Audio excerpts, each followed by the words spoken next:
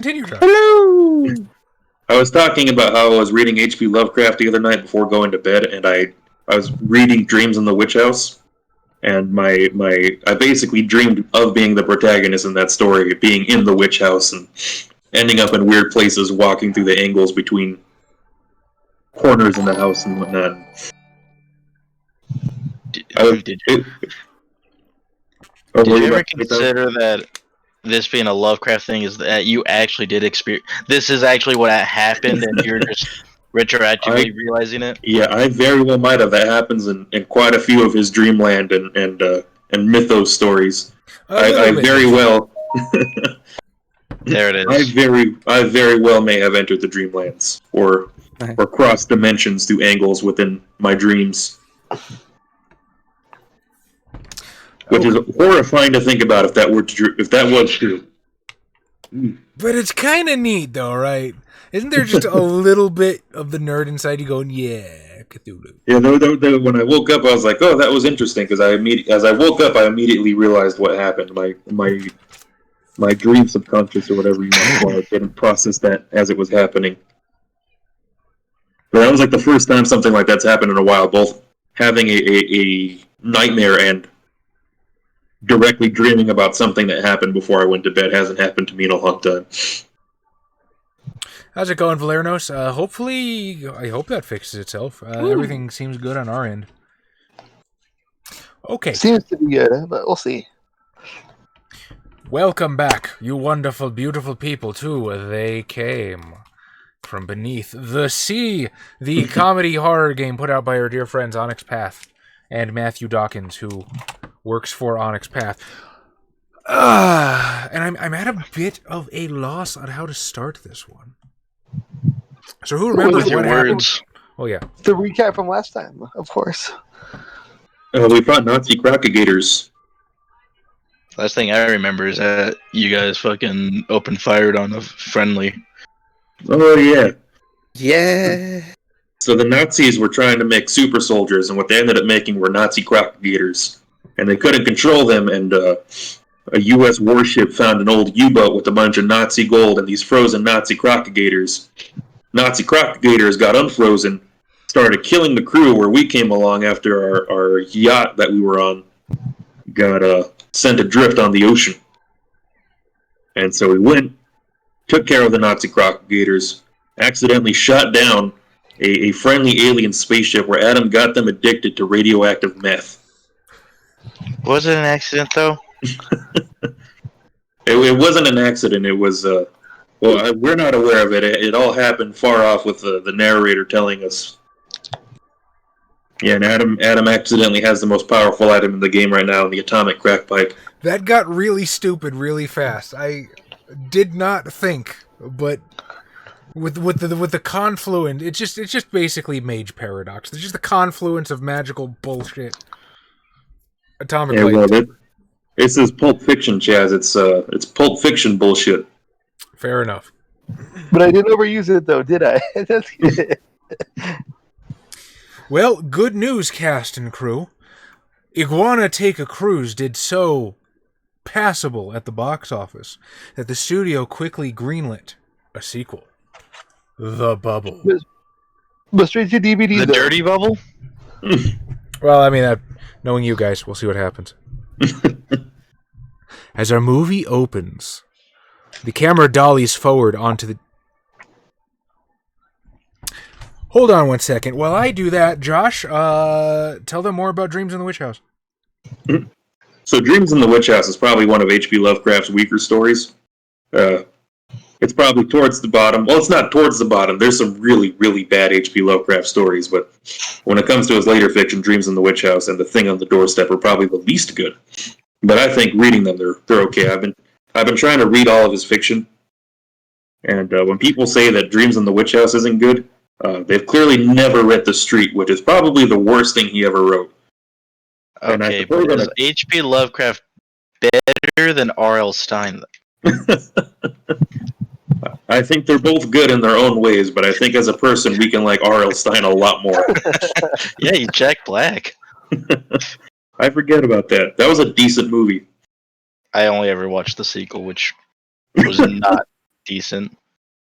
I would say Scary Stories to Tell in the Dark is a better movie adaptation of a children's horror novel.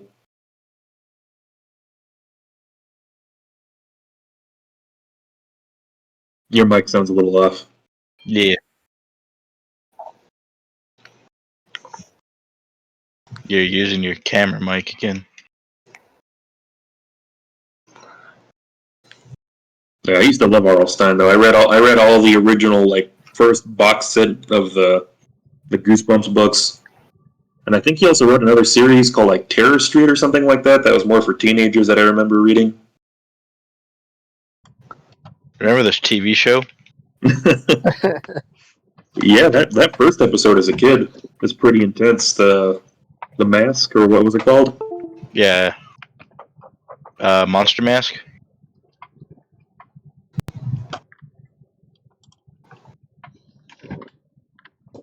Yeah, but the Street one, H.P. Lovecraft's story of the Street, is just pure racism in fiction form. You read it and you're like, wow. Wow. Jesus Christ, Howard. Fiction or non-fiction, though, is what you're... Well, fiction. He wrote pretty bad nonfiction too. In his early days, when he was writing nonfiction essays in the Conservative, a magazine he self-published, or I guess a journal he self-published. Of course, some of his poetry is arguably even worse. Okay, is that better? Yes. We got to see one of my USB ports die in real time. Which is, I guess that's good to know that if my fucking mic decides to like not work anymore, the webcam will take over. Yes. So tell us about the sequel, Chaz. Ah, yes. And now, our feature presentation. As our movie begins, the camera dollies forward across the deep blue of the Atlantic Ocean, swinging into an upward arc onto Willard Beach, and beyond it, the city of Portland, Maine. Bustling nightlife stretches back into the distance, oblivious to whatever drama unfolds by the waterfront. Our view, however, captures it as the camera zooms in and tilts down to a small fire surrounded by a group of shadowy figures. We never see their faces, shrouded as they are by their garments. However, these are no cultist robes.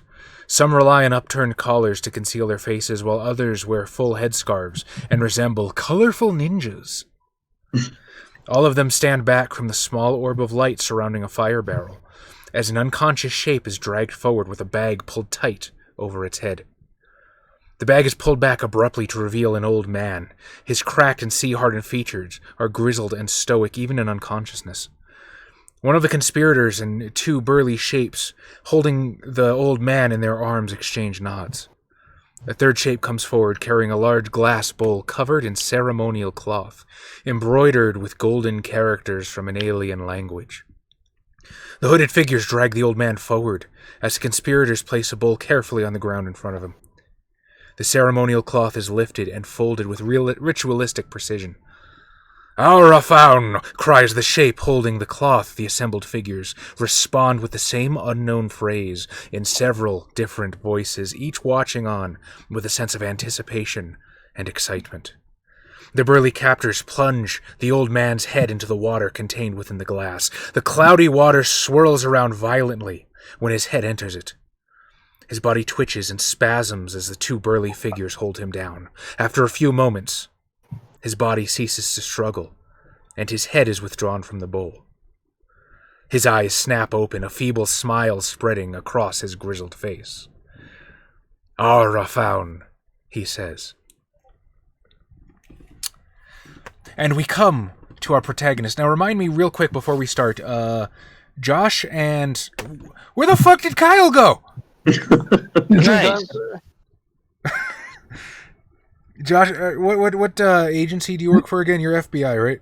Yes, I am an FBI investigator working in special cases such as mysterious murders and missing persons. I work for the GYM. And does Florida Man have a job? In Maine? No, probably not. Oh, are we still in Florida or are we still in Maine? We're in Maine now.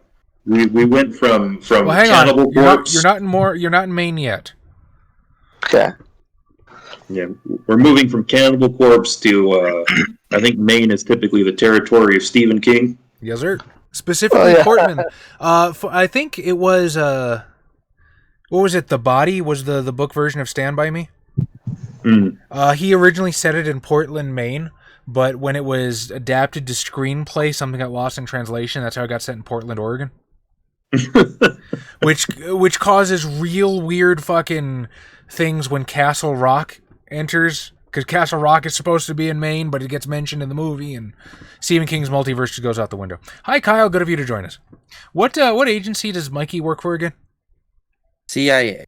CIA. Gotcha. Hi, Ani. How's it going? So, shortly after you returned from the fated cruise on which you thwarted the schemes of the Nazi crocodilators, a day or two has passed, and on the local military base, they have summoned you for a meeting with someone from the FBI.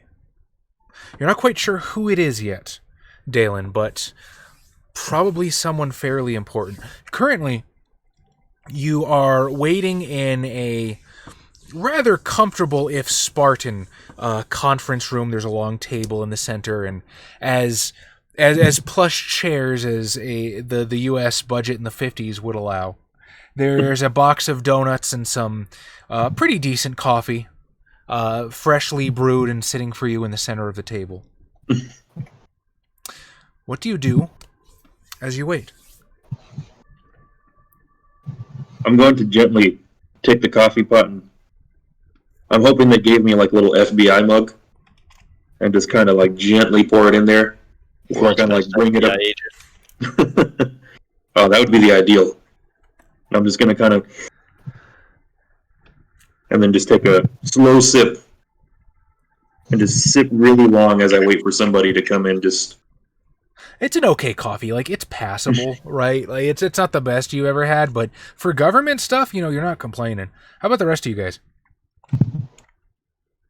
Oh, we're all there? Yes. Why the hell are we all there? You don't know yet.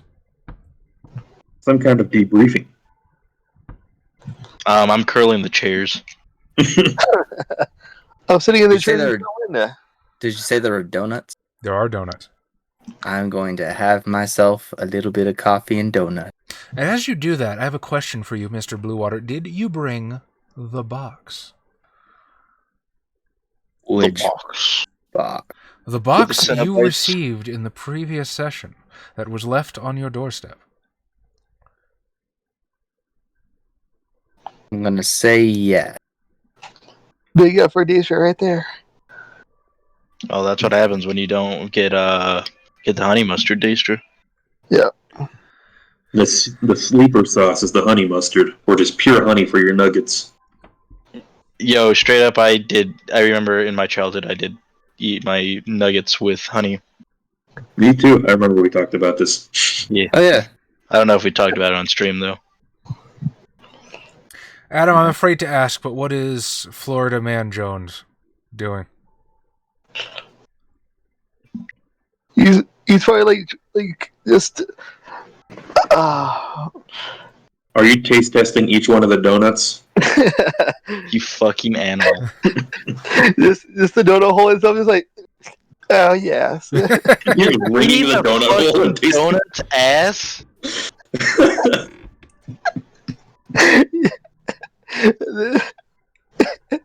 Yep. But try to see what the best flavor is. No. But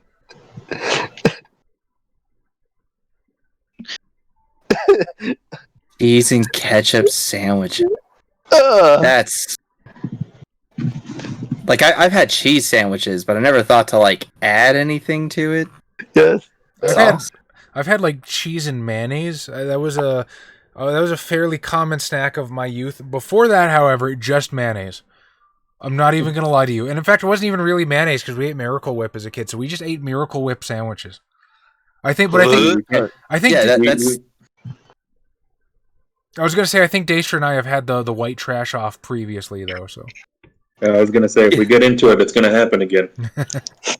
see, look, it's already starting. You're not going to bait me into this, Daestra.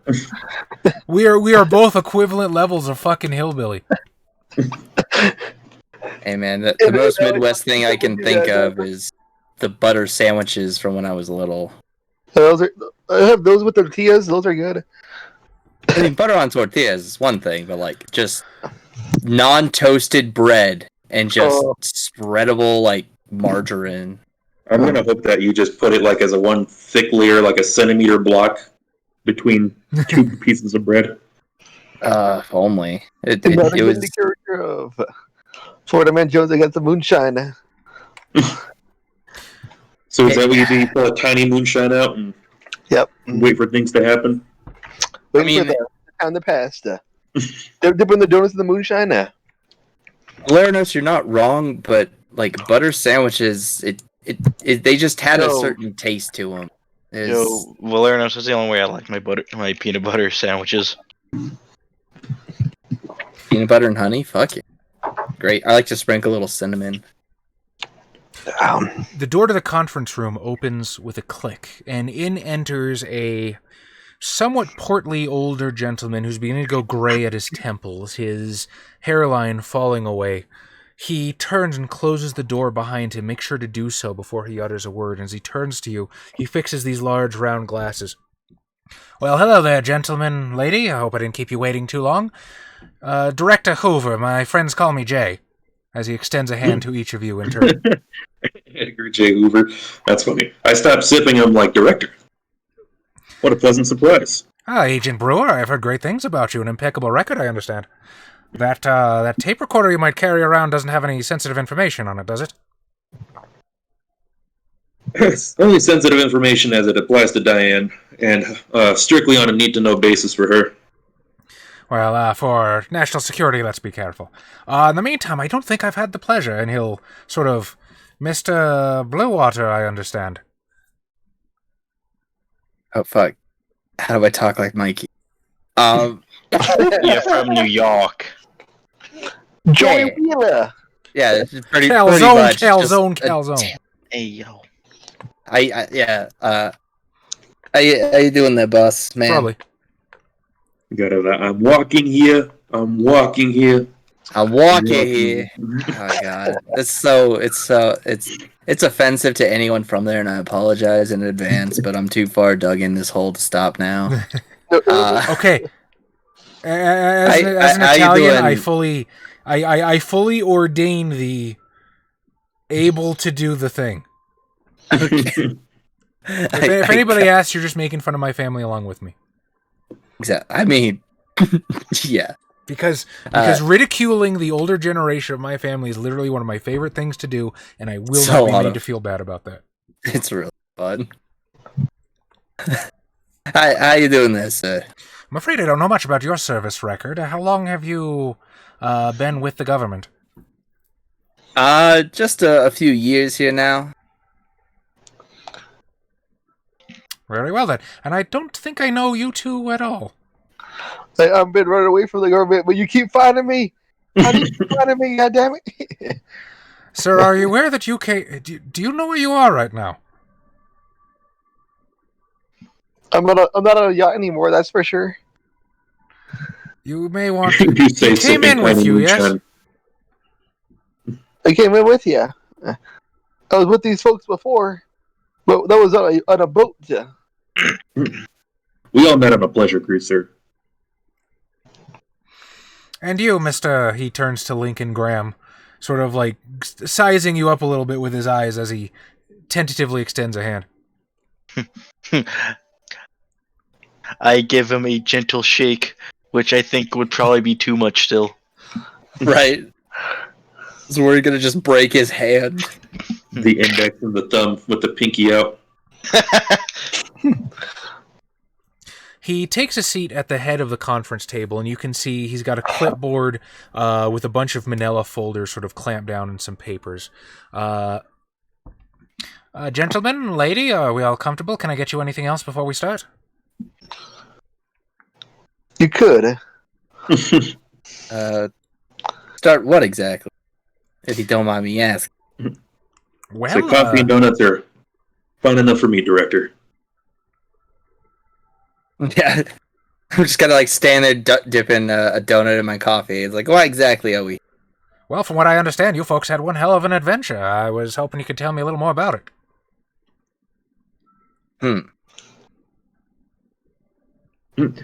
I will say nothing out of the ordinary, Director. Just, it all started, I was driving my Studebaker down the newly developed highway system. On my way to a pleasure cruise. It'd been my first time to Florida, and I heard quite a bit about Florida oranges, so at one point I stopped at an orange stand. Absolutely freshest, biggest, juiciest oranges. That's quite all right, Detective Baker. If we could keep it truncated to about the strange individuals that you met aboard the boat, preferably those of the not Nazi-aligned variety. Soldiers? Oh, you mean the dolphin? The dolphin? I believe he's referring to the iguanoids. The ones who you shared your pipe with there. They got rather hissy after that. They got rather hissy. So they got pretty chill, I would say. Yeah. There. I don't know if meth chills people out, although I'm not an expert on iguana alien physiognomy or biology. I kind of am. I got half of their DNA in my body now. This is what they tell me. And by me, my brain. The iguanoids director said that they were here to try to get to the bottom of the Nazi crocodile scandal. I believe they were trying to find out exactly how the Nazis had managed to replicate some of their technology and where they acquired their DNA from. And this technology, he says, flipping through some of the papers on his clipboard, this was found on a German U-boat. Correct, Director.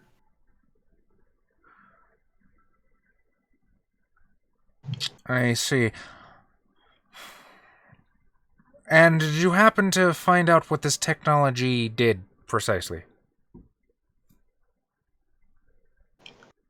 Other than keeping the Nazi crocodiles in cold storage, I believe it spliced the DNA of the Nazi soldiers with those of the iguanoids. They seem to be uncontrollable hell beasts, so can't really say it was the best experiment. When you folks spoke to the shall we say unaltered specimens, did they happen to mention what their relationship to the Nazis were? Not that I can recall. They did not seem fond. They seem more confused that any of their technology had been adapted by us. So I'm assuming whatever the Nazis got their hands on was probably not given to them by the iguanoids, rather than taken from them. All right. Well, then that makes this next question more pertinent. Mostly for Detective Brewer and Mr. Buckley, however, any of you may chime in if you wish. How far in your investigative ability would you say that it's likely their technology might have proliferated? Big. Well, I would say... Using a lot of big words for a little man. Well, how do you react to Florida man just insulting the director of the FBI in front of you? Can't say I'm surprised based on what he smokes. Just comes in like reeking of meth, fingering a donut. So you'll have to pardon him, Director. His There's the methods are title of unusual. the video, by the way. What's up? It's the title of the video, by the way. Poking meth, fingering a donut. Oh man, you guys hate monetization, huh? That's what the Patreon's for. We're good. I will say you'll have to pardon him, Director. His methods are unusual, but he does get results. He was the only one among us who was able to communicate with the iguanoids. Really? I don't believe that was submitted in the statements of the ordeal, and what did they tell you, sir? They told me a lot of things, but I don't remember much about it. It was a long time ago. HTG! Legitimately, Onyx Path, like at least Matthew Dawkins did in a couple of his old tweets, he would refer to this game system and its sister, They Came From Beyond the Grave, as just They Came. And there was a good 2 weeks when they were just calling the games They Came, and they caught on real fast, and now they call it They Came From, or they'll use the TCF BTS. They're like, oh no. Another But we can't- BTS stands. Well, they came from BTS. Yeah. All right, well, it seems I should cut to the chase with you fine people. The existence of these aquatic aliens is news even to the Bureau, and quite frankly, that unsettles us. It unsettles us far more so that their technology should have matriculated into enemy hands. That being said, you are currently the only personnel at the American government's disposal that has any sort of interaction or experience with these creatures. If you are willing, I would specifically request Agent Brewer and Mr. Buckley to perform an additional assignment on behalf of the FBI. We would also be willing to deputize Mr. Jones and Mr. Graham under the command of Detective Brewer, of course, with adequate compensation should they wish to use their particular experience to our aid. I'm gonna cough my coffee up a little bit when he says under my supervision. Just look at it like, yeah, it's your responsibility to take care of these two. I'm not gonna lie. That's a little bit of like a good-natured, friendly fuck you, because I know what these people do when they're unrestrained. I love you to death, but also right here, buddy. Just saying, those So they're responsible iguanoids. for our actions now, what you say. So iguanoids, or at least the Nazi variant, are gonna have their hands full with Tom once he gets his big meaty man hands on him, When I get my grubby little hands on them. and then pull their spines out. He's got fingers like summer sausages. Just an inch of muscle around each one of them.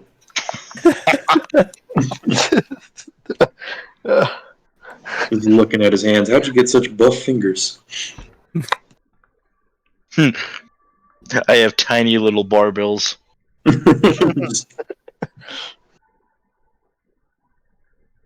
I would say that will be quite a bit of responsibility, Director, but if With you your think sterling record, I think you can handle it. If you think that is what is most prudent, I will do my best, but I will try to maintain in mind that they are deputized agents and have not received the full training of the Bureau. As invaluable as they will be, as I believe they'll be in this investigation. Well, fear not, Detective. Lethal force is authorized. But I suppose we should discuss negotiations and compensation before we get into sensitive topics, shall we? Howdy, Yusuf. Well,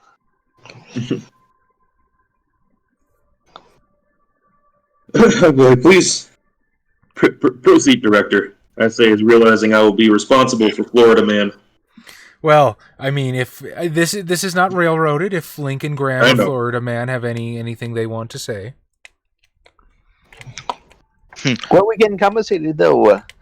Can we divert the payments to something more manageable?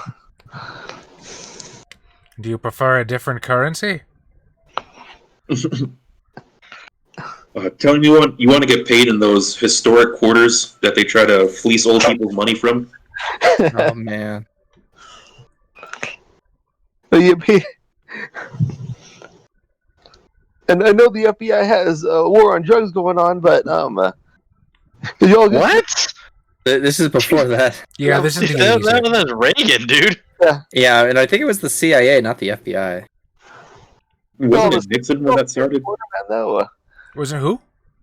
I was going to say, didn't Nixon start the war on drugs? I too thought it was Reagan, but it could be. I just remember they were in arcades a lot.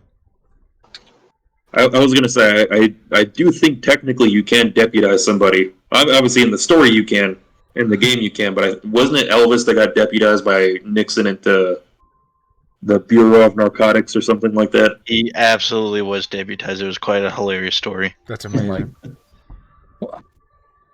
I mean, it wasn't he didn't have any real official power. It was kind of like, here you go. And a badge. He'd always put it on his resume if he wanted to. Oh man, Chaz, this is a perfect opportunity if it's the 50s to have us work with Special Agent Elvis. Oh man, I've got to write that in the future. Give us fucking cars. I mean, Elvis did serve in the U.S. Army. We could totally have Special Agent Elvis Presley. How you doing? I know he was deputized in the 1970s, but in our fantasy scenario, we're going to have peak 1950s Agent Elvis. Just fried peanut butter banana sandwiches all over his rhinestone clothing. Mr. Graham, you've been very quiet through these proceedings. By all means, don't feel shy.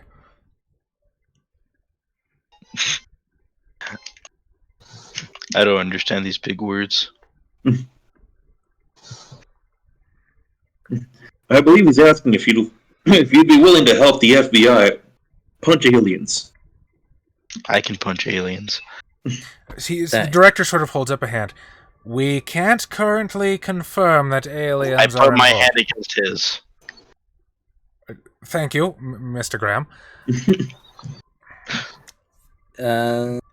There is no current confirmation that aliens are involved. The fact is they could be involved, and the existence of these beings are currently G14 Sigma classified, which means most of the agents in the Bureau don't even know about it.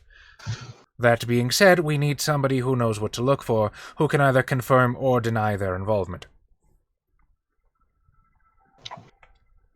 I guess that leaves us. I can confirm that there are aliens, but they're probably high right now. or looking to get high. Yeah, they're in the sky. And I can sniff them out to... You can sniff them out. Florida man's part drug dog too. Well, of course he is. That's how he gets his stash. All right. He's got the inside of a bloodhound's nose sewed in the inside of his nose. Very well. You gentlemen don't seem terribly discerning, so I'm sure we can come to some sort of agreement. Senator Andrew Derrick is scheduled to address the nation in Portland, Maine, later this week. He intends to announce a new plan for strengthening our Atlantic defenses against the communists. Recently, scientists at the University of Portland have detected strange vessels passing through the ocean nearby. Strange underwater vessels that might have something in common with what you lot found recently. As I said, we can't rule out the aquatic aliens might be trying to interfere with our coastal defenses, either on their own or with helping the communists, or whatever arrangement the iguanas had with the Nazis. As such, we would like you to go to Portland and investigate. And once again, we are willing to fully deputize Mr. Jones and Mr. Graham.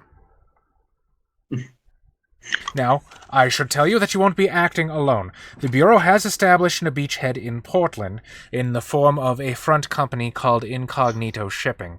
It operates out of and he sort of scans through his clipboard, a restaurant in the area, one Salty Sal's. However, as I said... Salty what? Salty Sal's. Okay. That was dangerous. As I said, however, most agents currently aren't as briefed on the classified intel, as you are, so most of them are unaware of the true nature of the assignment. However, one of them, and he'll pull one of the manila folders from his clipboard and toss it in front of you. As he opens it, there's a picture of a very square-jawed man with sunglasses and a trench coat. This is Special Agent Felix Campbell. He will be acting as your liaison to the Bureau, and he is the only other one that knows of the existence of these creatures. Blackcutter, how's it going?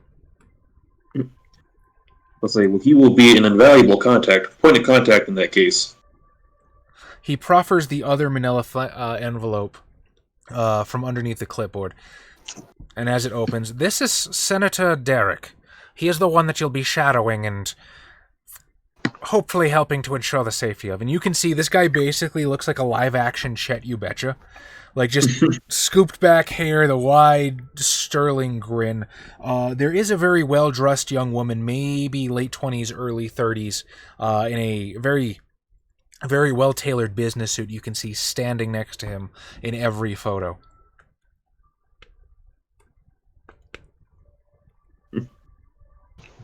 Is this woman here the senator's wife or daughter? That is his aide, Stephanie Brown. He is very rarely seen without her by his side. If anyone knows the schedule that the senator is going to be following this weekend, it's going to be her. As well as I understand his entire list of appointments for the past 10 years. Yeah, I suppose any questions will be better directed at her then. Yes, but understand that you do possess sensitive information and should control what you reveal.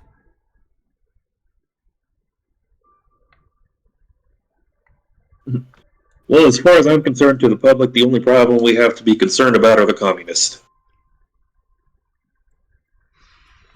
Which will be perhaps the best frame for the investigation. I'm sure that will endear you to Senator Derrick. What of the rest of you? This may be one of your sole opportunities to ask questions about the assignment. When is it due? Do we have to study? Is there a particular objective we're after here? Is there like a clearly to identify something, but like, is that our sole mission? Your mission is to determine whether or not aquatic aliens are active with the strange vessels that have been spotted around Maine. If so, to determine if there's any connection with communism and if they intend to deter the Senator's plan to strengthen the Atlantic defenses. I will finish writing that down in a little notepad. 3 objectives, 3 fronts of investigation. So, assuming... go ahead, Josh. Oh, go ahead. No, you go ahead, Kyle. No, you go ahead. But so assuming we get to these iguanoids and they are in Puts fact up a hand again.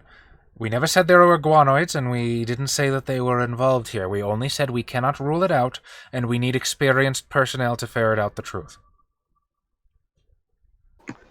Okay, so assuming the iguanoids are in fact part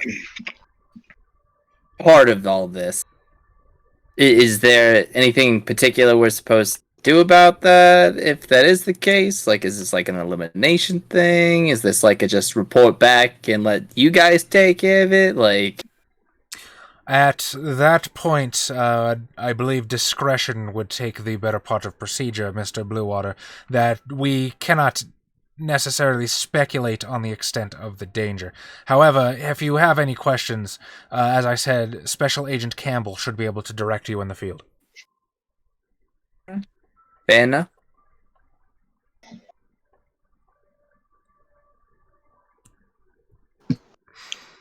That was one direct. No. To prove that we're deputized. Are we gonna get our hands on any sweet equipment, or is that not gonna play out? I have equipment. I can pull some Buddy, strings. you are the equipment. Precisely what are you looking for? Just Spare your radio. self-defense. Anything that might help us get around a little smoother. don't Perhaps know, some fancy walkie-talkies. utility belt. Yeah, walkie-talkies would be nice. That was a bit of a problem last time. Got any sleek communication? Short range kind of thing? Why don't you submit a list of requisitions before the end of the meeting today, and I will make sure they are furnished with you before your flight. I can do that. We'll also be giving you a stipend of spending money. Do you believe that $500 should be sufficient? Each or total? That's a lot. Each sounds really good. Total. We are on government budget here. Yeah, exactly.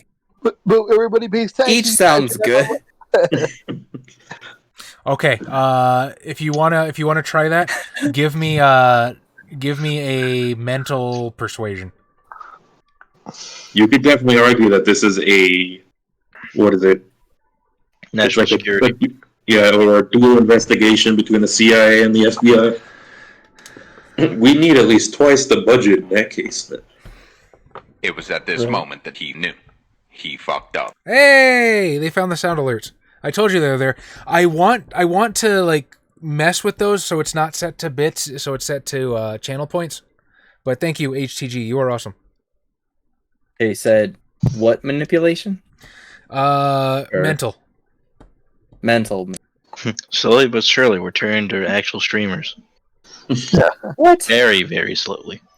Oh yeah, that was the other thing. I wanted your guys' opinions on what sound alerts you guys wanted, because HTG was asking us for sound alerts. So I put up a couple just messing with it. I was gonna leave it up to a final vote, but I mostly just put up the ones that would allow people to insult us, because I thought, That's All hentai noises. we'll get demonetized in every video we put up. We need at least one Adam saying "nya." 3 successes. I want to vote to veto that.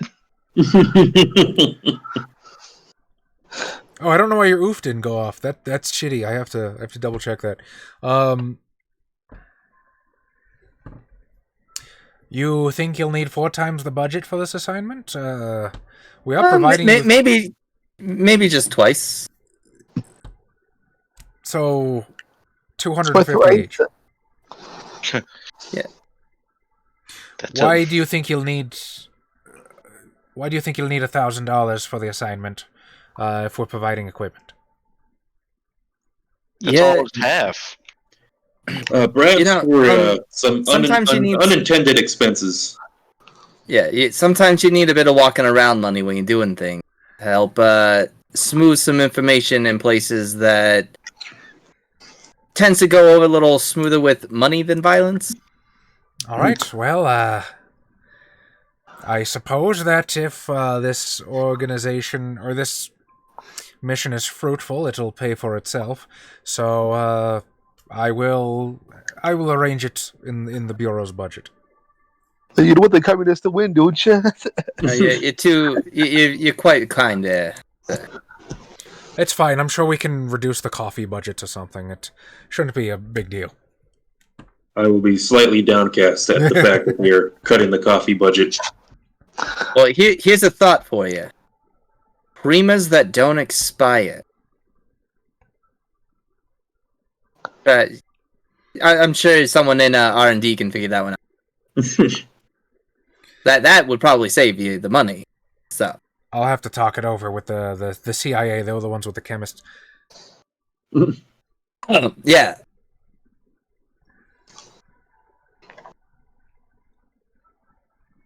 All right.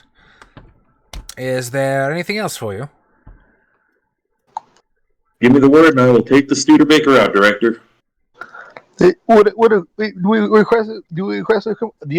request it come in with you, or who do we request it? So here's how this is going to work in game. You guys get together, decide what you want, Okay. and I will give it to you basically. Okay. But you have this one chance and this one chance only to decide what equipment that you want to be outfitted with for this. I was thinking of Atomic Crack 5 minutes kidding that. I mean, we already got that. God damn. Like the most dangerous weapon on this side of the planet. Yeah. I would definitely request some walkie-talkies. Yes. Okay. Preferably hidden in watches or shoes. Oh, so you want like the you want like the James Bond fucking walkie-talkies? Fuck yeah, we do. Okay. Yeah, some nice Rolexes that are actually walkie-talkies. Some good weaponry would be nice. What kind of weaponry do you want? Blitzwolf said a vibranium shield. Maybe a higher caliber gun and like a stun baton or something, because electricity seemed to work really well on these things before, so having something with a little juice would be nice to have. All right. Magnum and cattle prod. Sounds like a good Saturday night. I think Lincoln Graham could use a boomerang dumbbell. A boomerang dumbbell. Please. Like the Captain America shield in the MCU, except instead of he has like a magnetized glove that he can throw the dumbbell and call it back to him. I guess it's more like Thor's hammer than the Captain America shield. Oh man, only the swollest can actually wield it. Fuck it, boomerang dumbbell. Why not? I can't.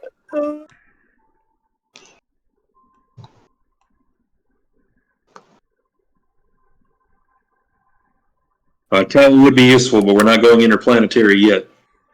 Aha. You don't need to bring the big guns yet, Blitzwolf.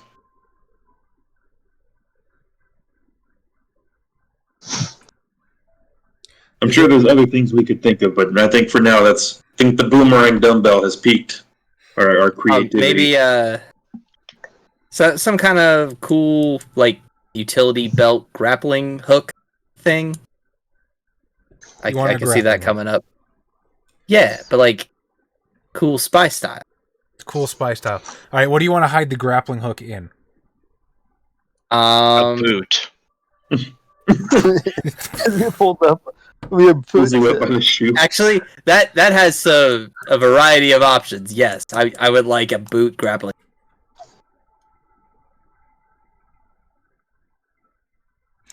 Boot grappling hook.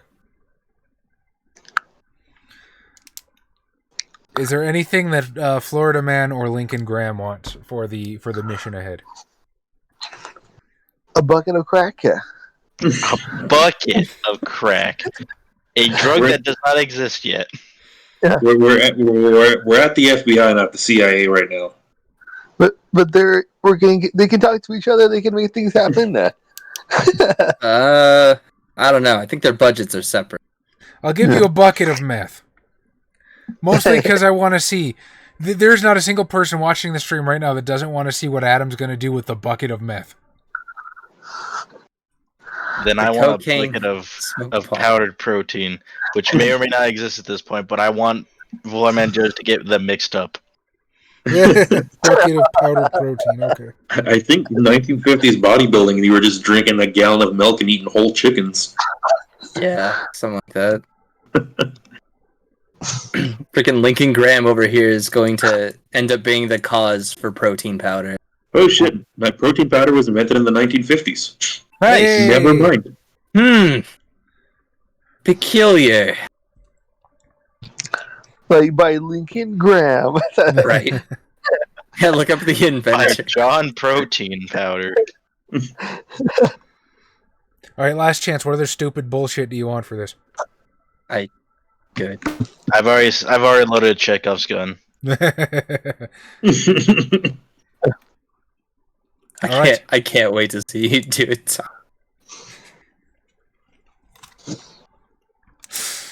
Okay, there is a scene cutaway of a plane lifting off from a tarmac into the sunset. Transitions of the plane from different angle, and finally, is it like an Ed Wood style plane since it's the 50s? It's like one of those little paper model planes going across the screen. oh, you can see the fucking strings. Our scene cuts to the scene of a boardwalk. Extra, extra, read all about it. Secretary of Defense arrives in Portland, calls a young newsie from his stand next to the long pier at the north end of Willard Beach. As our view pans out slowly, a small crowd of frat house college boys wearing matching colored jackets walk past. They laugh at a bad joke told by their leader, Greasy Pete Butters.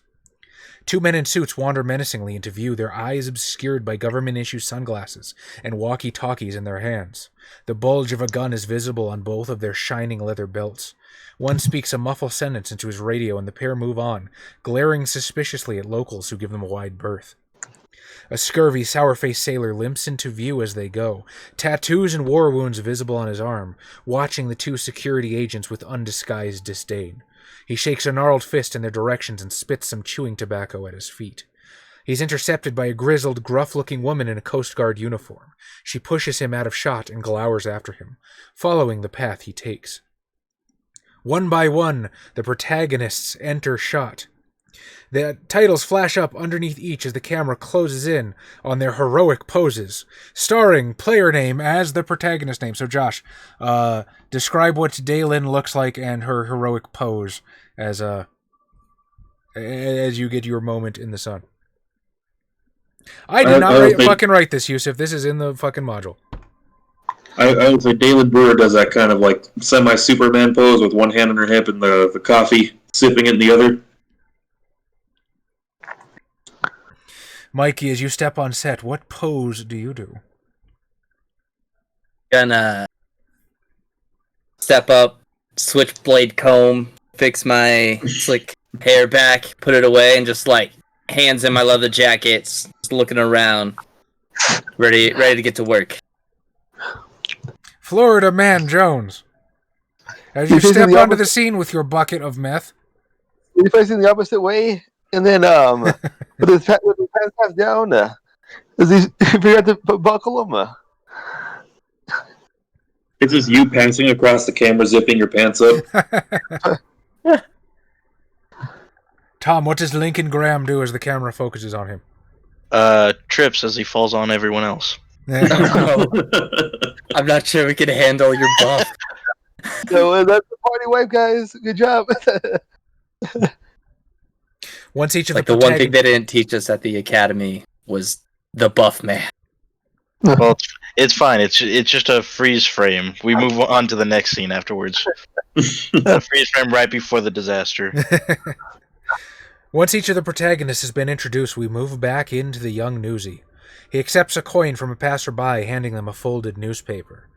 The view continues to zoom, beyond him to his stand and the stack of newspapers on top. From the shadows behind it, a dark fin slithers into view and slides a copy from the stack.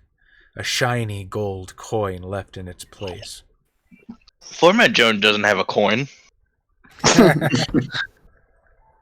The fucking deep ones. I knew Dagon was involved in this.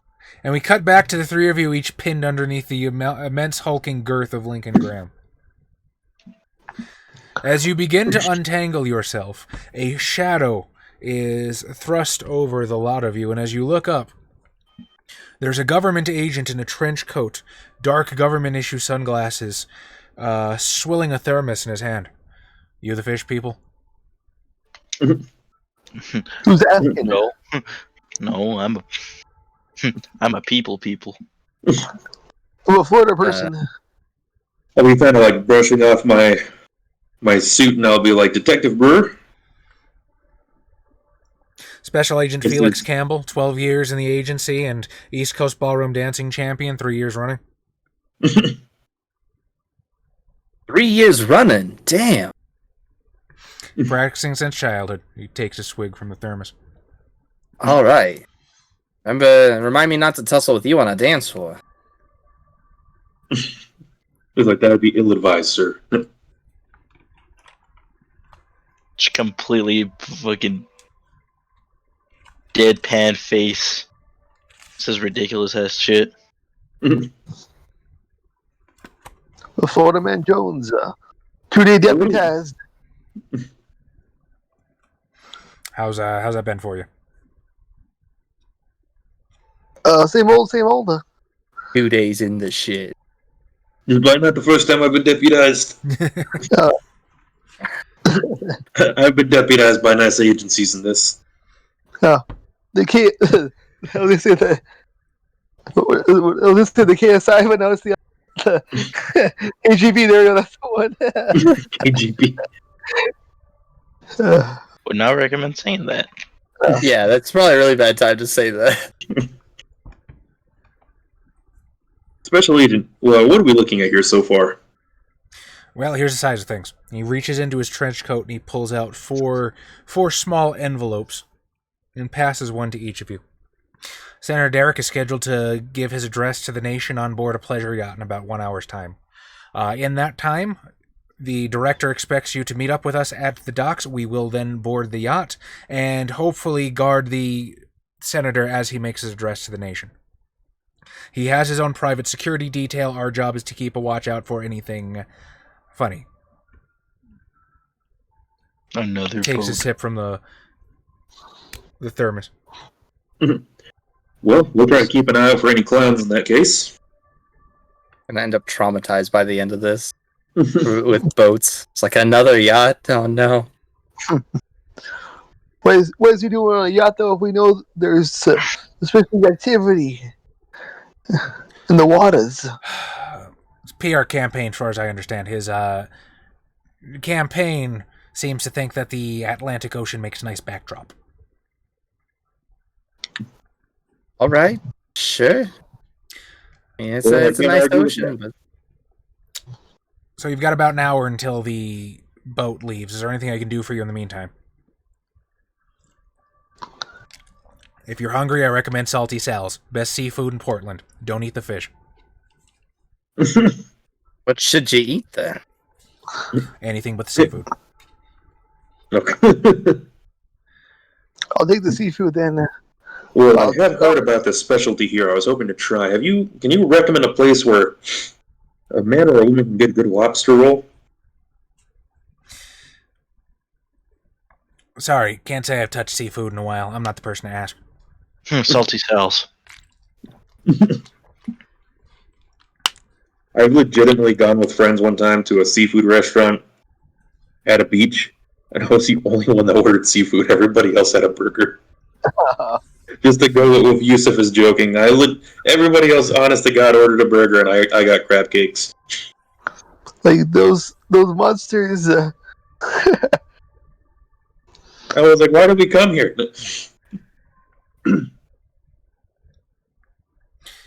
I've taken the liberty of interrogating the scientists at the university, so hopefully I've saved you a trip. Small craft, portable, roughly the size of a bus, and sleek. Nothing American technology is currently capable of producing. We have yet to get visual on any sort of the crafts. However, apparently there have been witnesses among the Coast Guard. Any of these Coast Guard agents we could speak to? Well, the Coast Guard is currently running security detail for the senator. I wouldn't trouble them too much if I were you. However, I do believe he'll take a notepad out of his pocket and look at it. Captain Mabel Payne of the U.S. Coast Guard is currently heading up the detail, and she seems to be the one most concerned about him. You might want to discuss it with her. I will make sure to do that, Special Agent.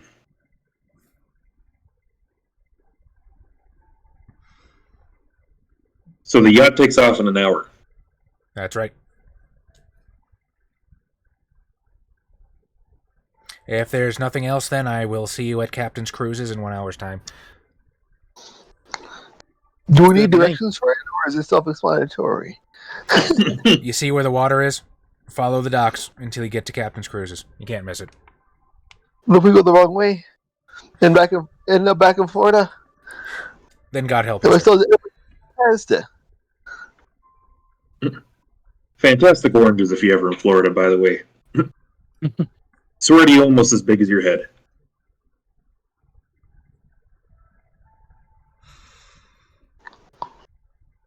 Then shall we find this captain then? Yeah, I'm gonna.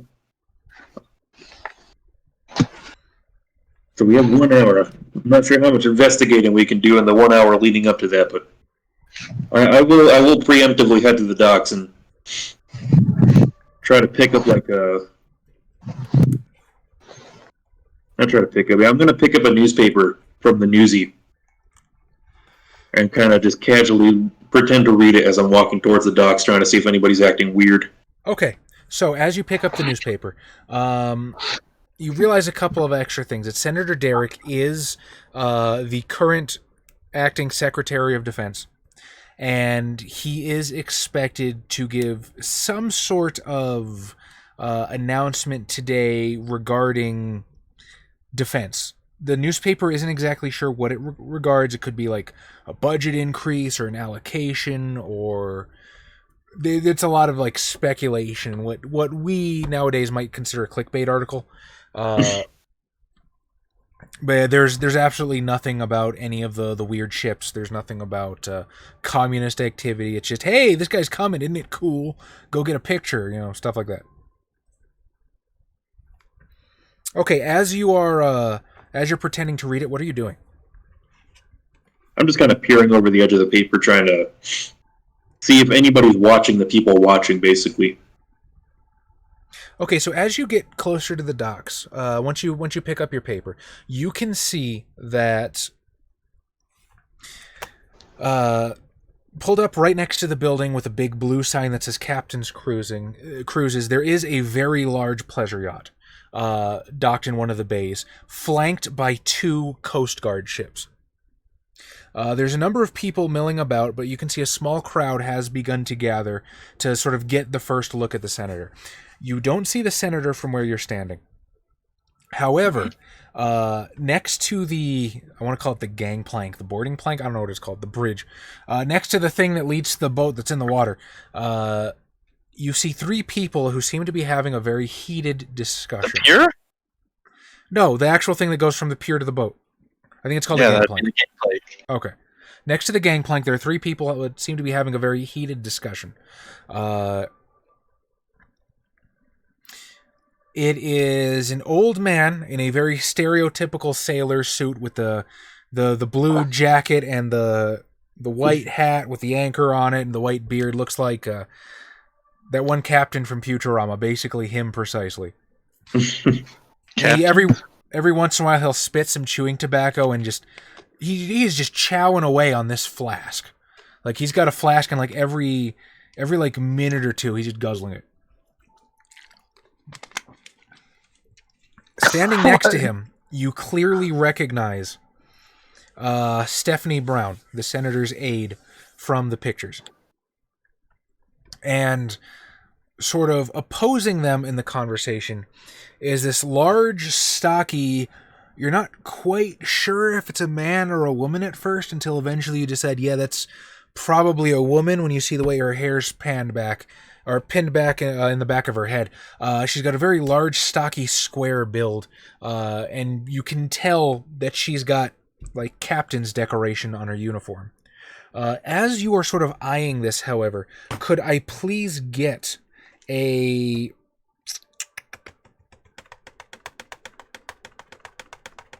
Let's go with a mental survival. Mental survival. I have a little bit of survival, and I have quite a bit of mental. Well, Ernest, I think he's talking about Horatio McAllister, who was actually from Simpsons. I get 0 successes.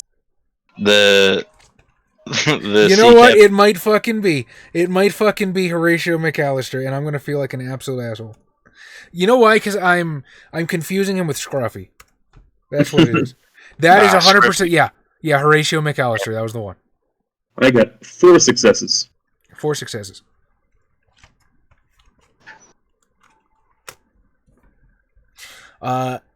As you are walking past, as you're sort of like watching the scene unfold, this group of teenagers walks past, and you hear one of them say, it was nothing like I'd ever seen before. Silver and some kind of blinking lights. I don't even know what it does, but apparently you still can't get it working yet. And there's some sort of excited commotion going on. They appear to be describing some kind of piece of technology, but it doesn't sound like anything you've heard of. It could be nothing. They could just be talking about the picture show that they saw at the local drive-in. Or it could be something. I will hold off what I'm going to do until somebody else starts doing their business. Oh, you're so nice sharing the spotlight like that. What are the rest of you going to do?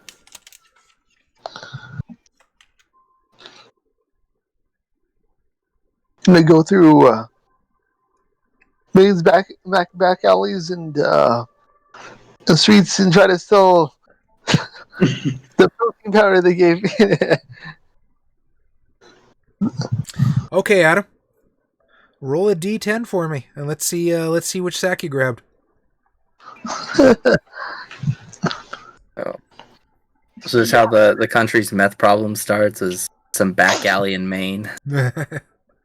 It's always Maine.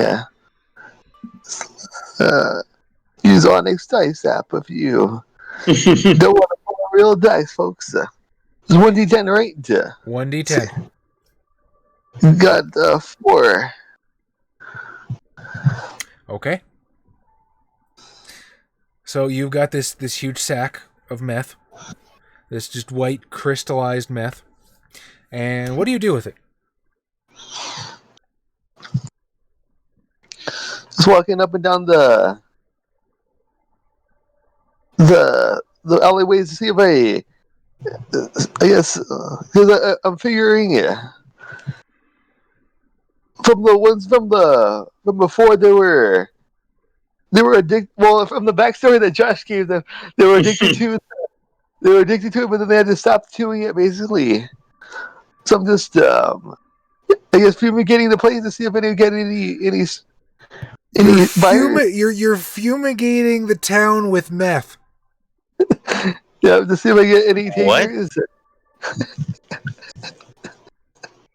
It was one bucket of meth, Adam. I'm not like- sure it's gonna work on the whole town.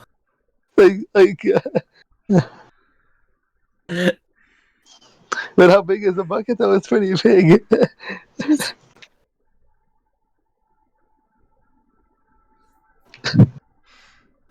Okay. How are you going to fumigate the town with meth? And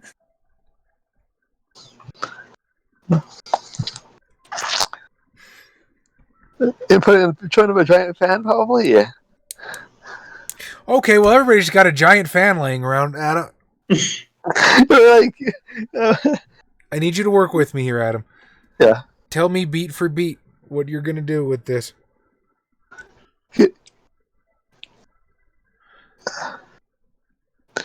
Yeah. As far as the plan, Do you want some time? Yes, please. Okay. Well, Adam figures out how to fucking poison the entire city with illegal drugs. Lincoln Graham, what would you like to do at this point? They were given to me. Huh? They were given to me by the government. They're not illegal. To be fair, he's just doing his own MK Ultra.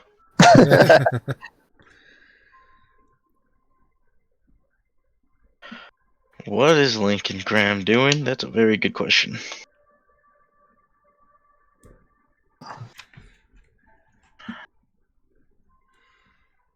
I guess he's gonna go check out Salty Sal's. Okay. So you head into the restaurant, and it's this sort of small, corner-situated, nautical-themed restaurant. Yar. You can see that there's a front counter with a register, and spread around it is these small person tables. A woman with dark hair sort of looks up and smiles as you enter. Hi, welcome to Sal's. Sort of next to her counter, there's this, for lack of a better term, it looks like a desk that was haphazardly pounded nails out of wood. And there's a sign on it that says Incognito Shipping. And sitting behind it are two guys with these dark black sunglasses, little paper hats, and aprons.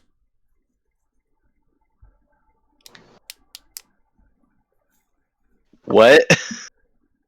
Yeah.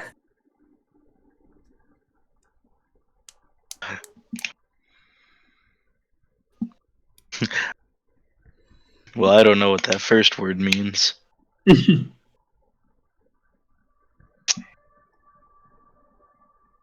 Go find out. I will point out that Director Hoover did point out that incognito shipping was the FBI front in Portland.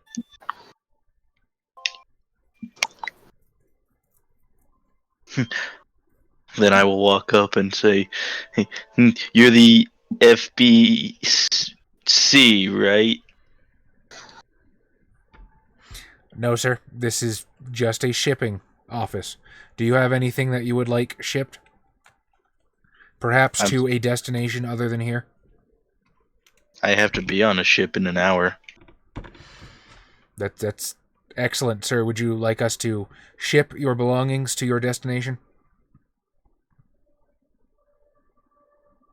What belongings do I have? Well, you have a boomerang fucking dumbbell. Dumbbell It'll come back to you.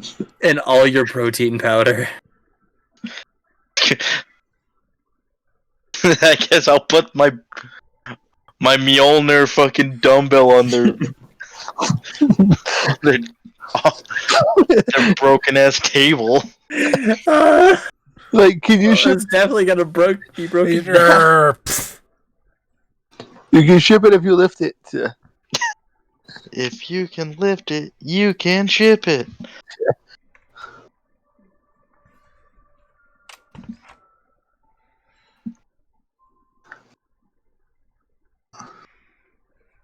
Okay, well that happens. What's Blue Water doing? Well, the primary thing I want to do is talk to the captain that the special agent told us about, but not trying to walk into the middle of a argument. Okay. So I would have walked with I'm just blanking with Josh's character down towards the docks because I want to talk to her about what she may or may not know. Okay.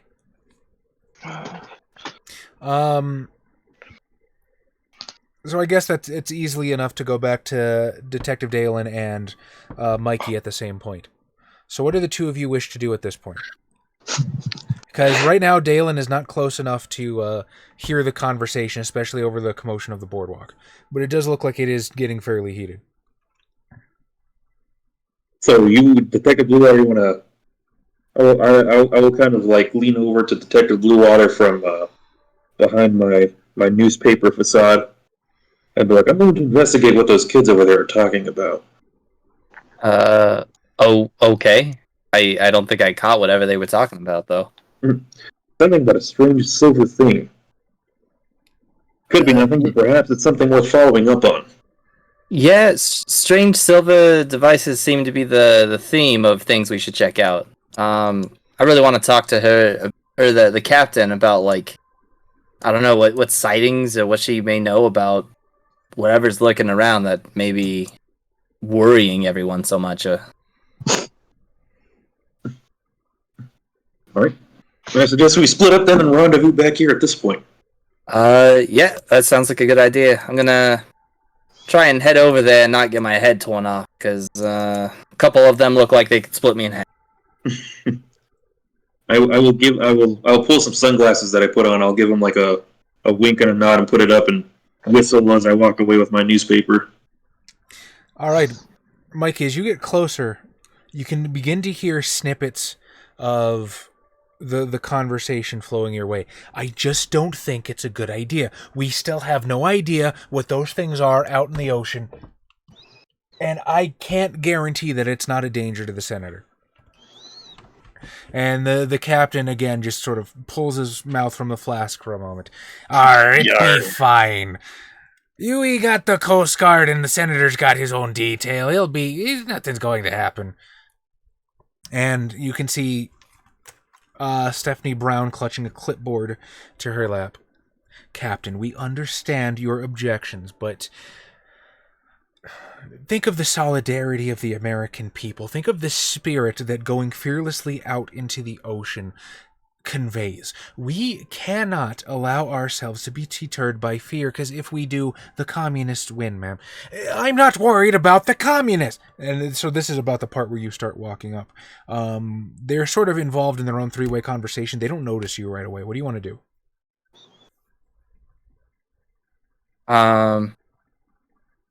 Fuck.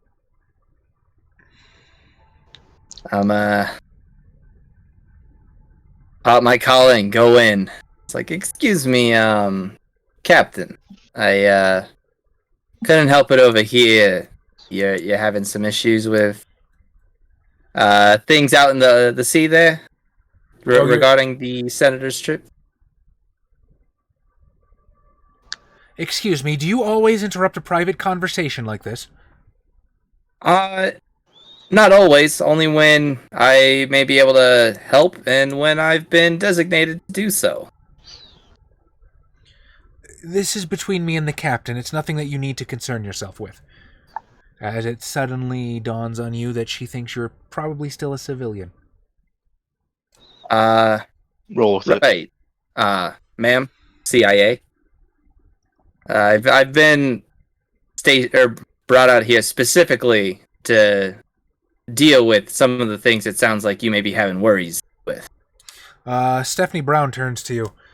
I wasn't aware there was CIA put on the senator's detail. Why weren't we notified about this?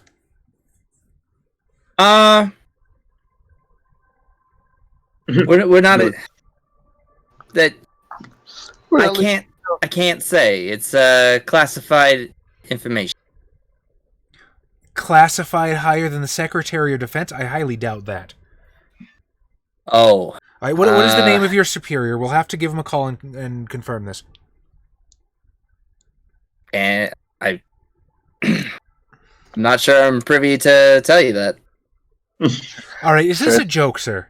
We have some very important business going on here, so I'm afraid I'm going to have to ask you to take your concerns, which we appreciate, and save them for a later time after this goes off without a hitch. Thank you. The first Karen. Well, it's the woman captain that is having the concerns with like weird shit out in the ocean, right? Yes. Is she the one telling me to take a hike? Or no? The aide is the one that's like, yeah, you're like shove off.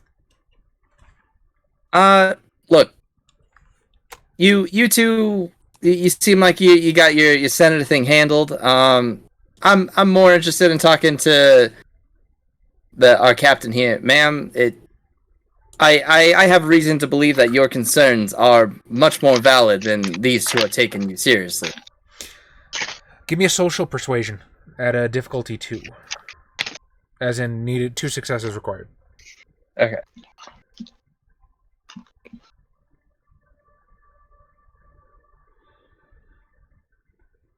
That is a D20, not a D10. I mean, smart.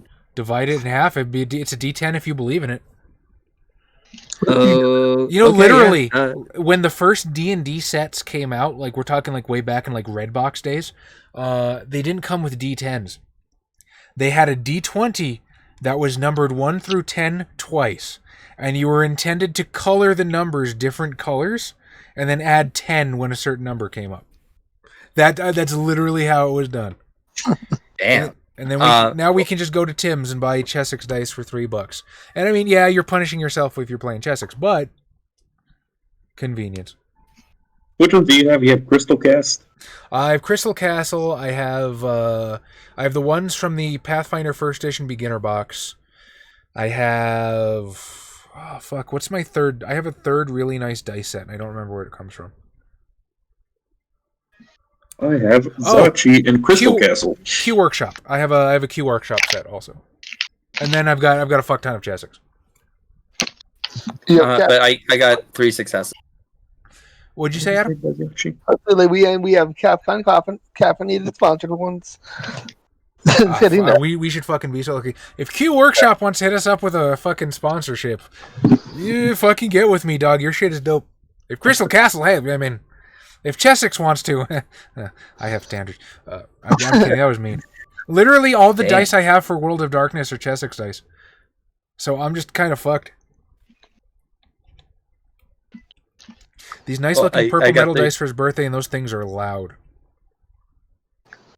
Yeah, I'm really not keen on metal dice. Like, I know they're really cool and they seem to be really popular right now, but it's like they're heavy, they're clanky. Like I don't know. You're gonna do the table. It's not for I me. want a set either made out of meteorite, or I want a set made out of mammoth ivory. As my absurd things, I would like my dice set to be made out of. I think I told you guys this before, but Jason Bowman, the creator of Pathfinder, actually keeps a meteorite D20 around his neck that he uses specifically to confirm critical hits. Behold the meteorite. Yeah, and Yeah. apparently it's lethal as fuck. Like, it just fucking kills people. Shit. But I got 3 successes. Okay. I like to think that you're not talking about in game. He's like people just like Oh, he kills people with it physically. It's actually like a sling, and he just fucking ends people with it. Just with the wrist rocket from a distance. the slingshot. Boom. Captain Payne will sort of follow you away from the other two. You've got 5 minutes. Does the CIA know something about my waters that I don't? Why is my autofocus fucked? I gotta deal with that. Sorry, guys. Well, ma'am, for full disclosure, I'm here working with the FBI. They are the ones who are currently, or I work for the CIA. I'm currently working with the FBI on keeping things from turning into an incident. So exactly how many organizations are there that haven't felt it necessary to inform me of the dangers that are occurring around me and my post? Well, ma'am, that's specifically why I'm talking, so that you are informed, because you know things that I don't, I know things that you don't. But these metal vessels that are out there, God, I'm just stumbling, I'm sorry. Metal vessels that are out there, we're under the impression that there may be much more to them than we understand. That's why me and the team that I was sent here with was sent here specifically, because we have potential experience with whatever they may be, or what the FBI is currently theorizing could possibly be. And what does the FBI think they are?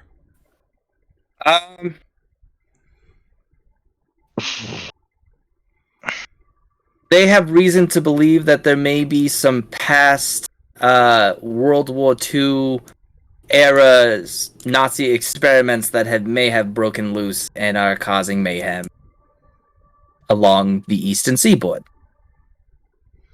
Nazi experiments? Son, I served in World War II. I've seen what Nazi vessels look like. Those were not Nazi vessels that I saw on that water. Like I said, experimental thing. Like we're talking some real weird, like borderline extraterrestrial, occulty kind of thing. Like the kind of things you can't believe until it happens. But though, as you've said, those vessels are out there, and I'm wondering how numerous, how widespread are they? Like what do you know about them? I'm trying to help you protect your water. I've usually seen them one at a time. They're small, like they couldn't fit more than a couple people at a time. Nothing like a submarine, you understand? Very sleek, very... She seems to stumble over her descriptions for them.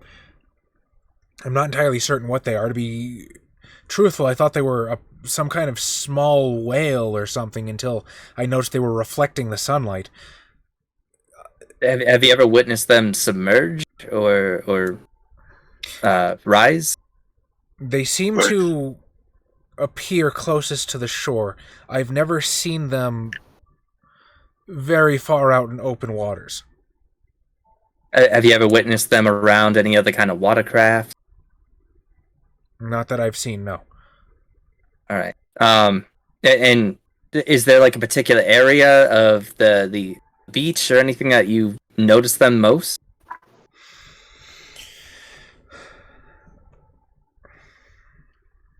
She sort of tries to think to herself. That's difficult to say. They could be landing anywhere on Willard Beach, I assume. Willard Beach. I mean, that sounds like a good place for us to start. So we definitely want to keep something from breaking out and causing you more problems. The things that may or may not be on these vessels are otherworldly, and they could either be something. You keep using this. What exactly do you think is on these boats? In my past experience, giant lizard men that are either smart enough to fly through space or monstrous enough to rip your fucking head off. Giant lizard men. You expect me to believe that it's crewed by giant lizard men? Honestly, no, I don't. Like I said earlier, this is the kind of thing that you probably can't believe until you see it. I got the battle scars to prove it.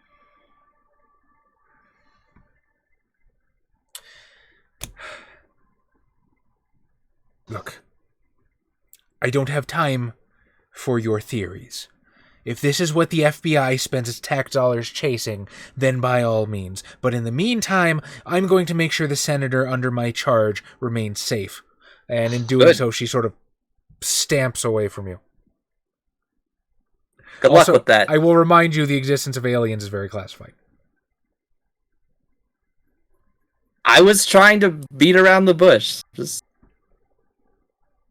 I would figure someone high up in the Coast Guard would get classified information. Classified. Okay, Dalen, what are you doing? You did good. You did good. I'm not knocking you, by the way. I want you to know that. You did bueno. I'm kind of moseying up to those teenagers talking about the weird silver thing they saw, newspaper still up. Just kind of like casually leaning against like a pier post or something next to them, trying to listen in on. So they talk more about it. It was apparently found by somebody they refer to as Sterling. Oh yeah, he showed it to me. It's in his garage right now, but he doesn't know what it does. He can't get it working. They appear to be describing what sounds either like some kind of magic wand or a scepter of some kind, or maybe even like a mace. You can't tell. There's some sort of long haft, and then it ends in some sort of round spherical device. And apparently there's what looks to be lights or something, but again, no, the thing doesn't seem to get any power. So nobody's really certain what it does.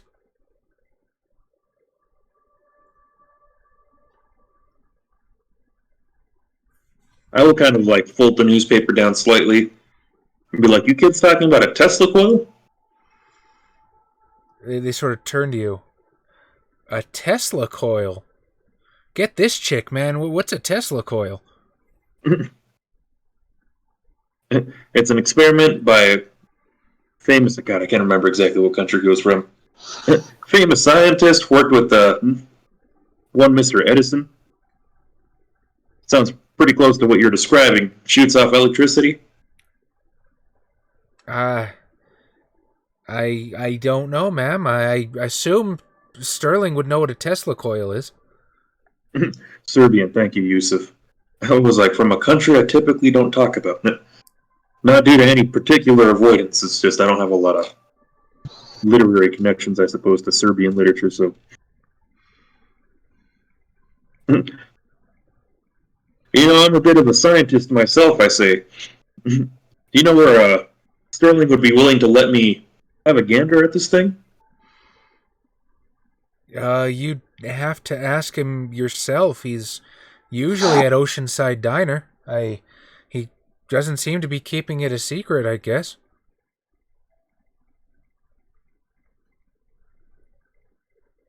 And you kids be willing to point me in the way of that diner? I could use a cup of coffee. They'll sort of point down the boardwalk, and You can see this extraordinarily gaudy sign in that sort of 1950s sort of colorized line art style of a surfer dude and his chick on the beach, and it says in these big, huge fucking pink letter Oceanside Diner. I was looking at it like that. Perhaps should have been more obvious to me. I'll say thank you, kids. They sort of nod awkwardly and then walk away and giggle. Don't do drugs and stay out of communism. The second one's worse than the first one. Florida Man Jones, you are currently attempting to... I had two ideas. One is... Oh, Jesus. Okay. And the other, but... Whichever one's dumbest, go with that one. Like, because they gave us like $250, right? Yes. Yeah. And we're still at the... I guess we landed at the airport. And I try to just... Like, use a deputized badge to confiscate a biplane. And I'm guessing you get the idea. You're gonna crop dust meth? FBI. Yeah. I need this Did biplane. they give you a badge? He asked for a badge. Oh my Before we god. left. And I go with this guy and fly around the beach and sprinkle some of it off. So the kids are going to be not listening to Josh's advice. As long as they don't turn into communists.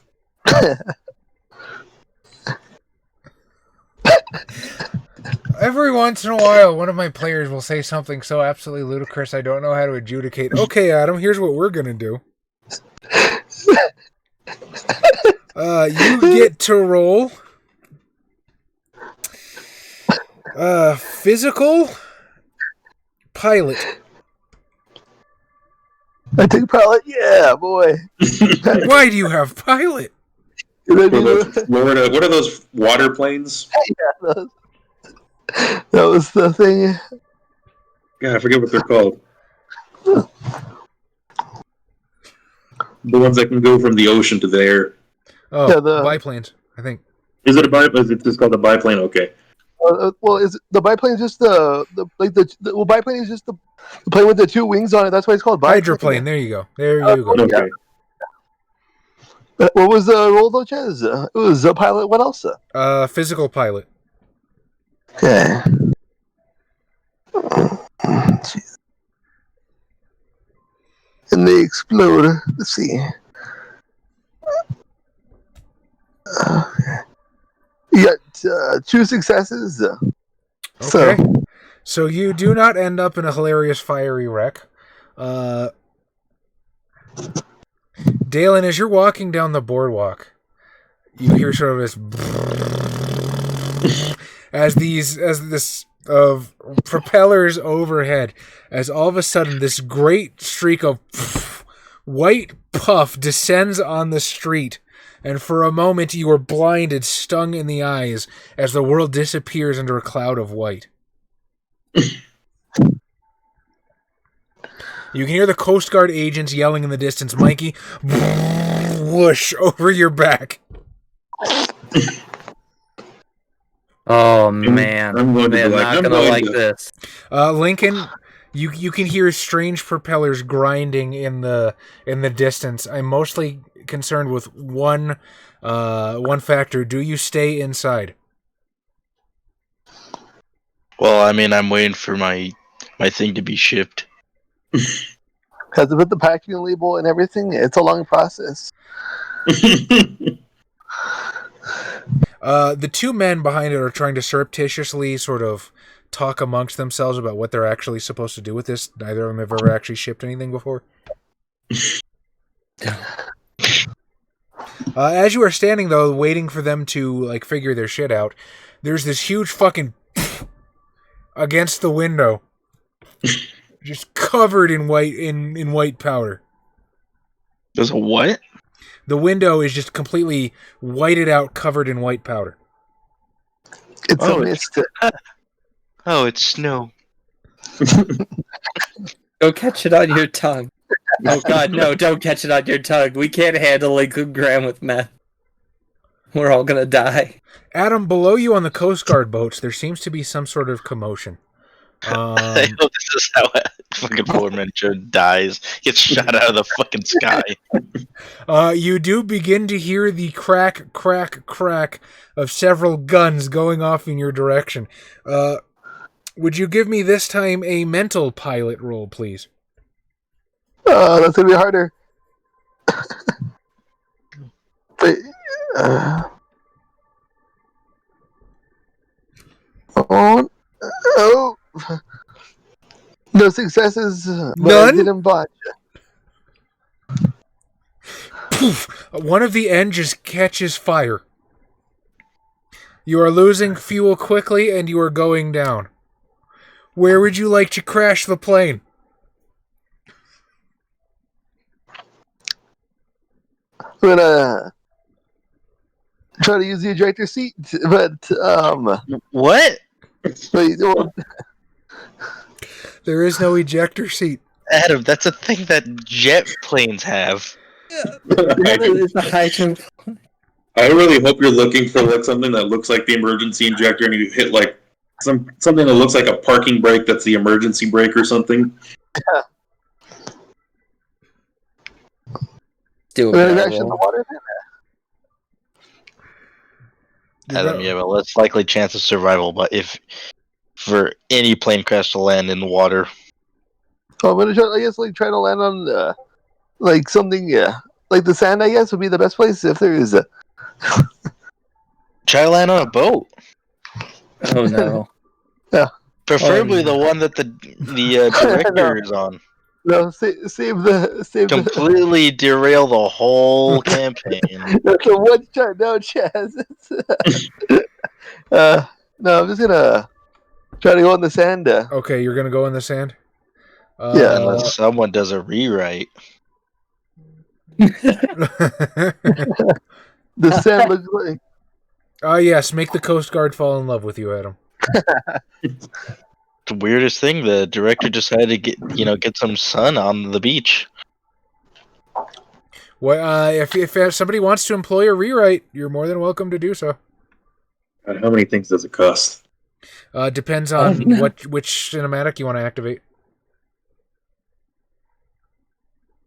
I'm trying to think of the best one that I could apply to add something without completely poo-pooing on what Adam's doing.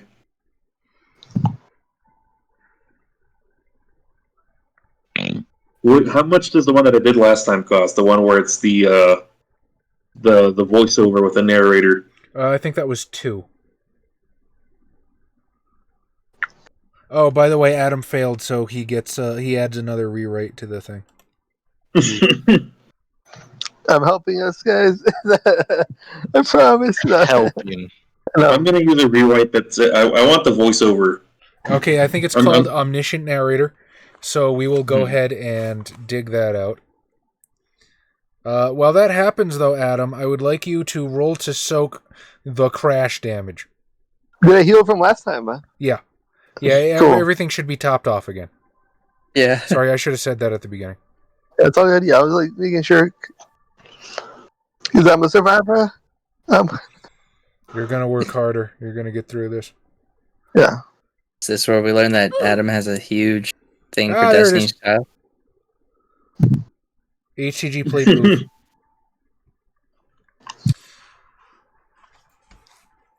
Oh, you didn't play it? Was at that time he knew he fucked up?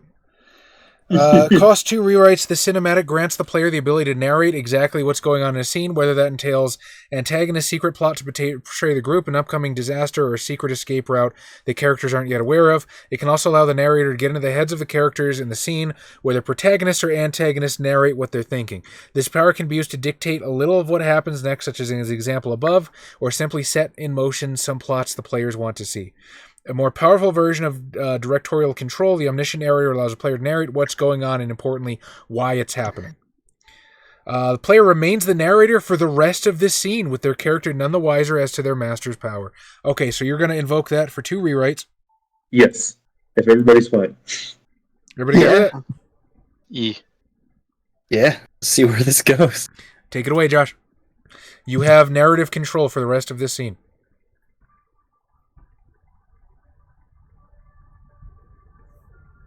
So one thing the pilots of these strange ships that everybody had been seeing in the ocean these past couple of days, perhaps weeks, were not expecting was for the ocean above them, for a brief moment, to go completely white. And that Was this some kind of signal they were waiting for? Was this something they had planned ahead for? I love it. I fucking love it. No, it was not. Sometimes something so strange and out of the ordinary happens that we don't expect to happen in life, even to the beings that perhaps cause harm against humanity. And so there's only one logical thing to do at the moment, and that was to surface, only for the strange chances of fate and chaos that seem to formulate themselves and congeal around that strange being put on this planet Earth known as a Florida man, and right into the direction of his biplane. Oh, that's fantastic. Also, you have no idea what you just did. Adam, roll your damage. I don't know what my damage is, though. Oh, yeah, roll to soak. I have to roll your damage. Yeah. Is it just straight survival stamina, or? Just straight stamina. Yeah.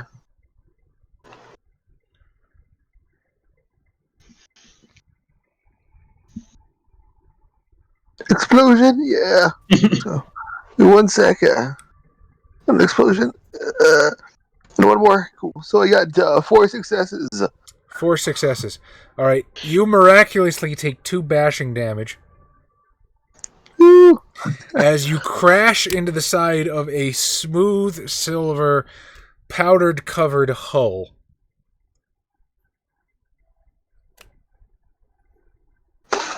So I can still narrate things that are happening, right? Yes, you can.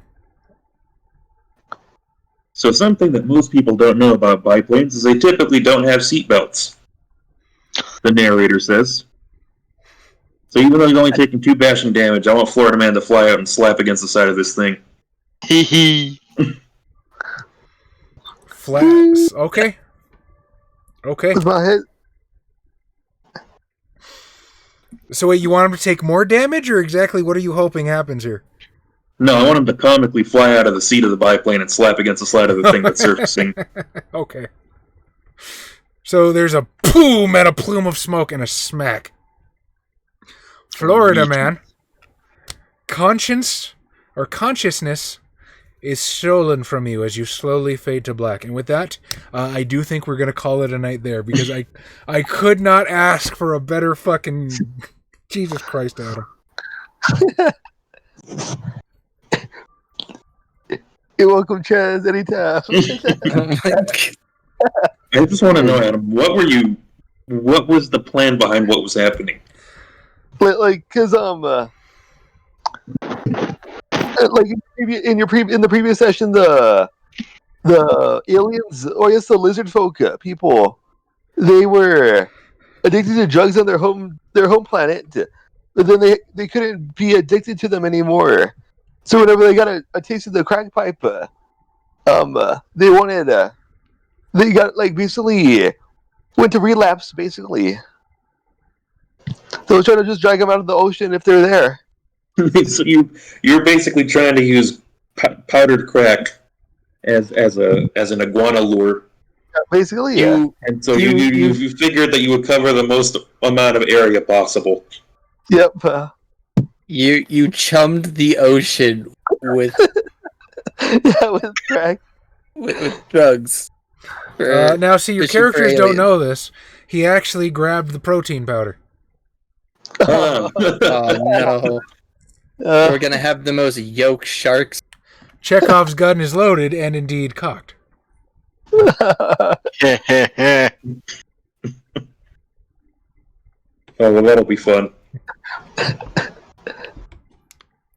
Do it again.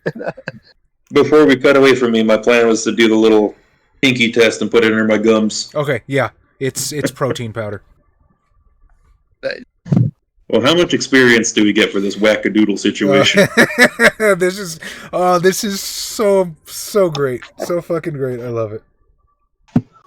Let me see. I have to remember exactly where that is. I think it's in... Page 60 something, 61, I think. Yeah. Thank you, Adam. 69. Okay. You all attended the game, so that's one. Yay. Player achieved... Did anybody achieve a short-term aspiration? Not this time. I schmoozed some fat cat for extra money. Nice. All right. That's an extra one for you. How about you, Josh? Woo! No, I didn't complete anything this time.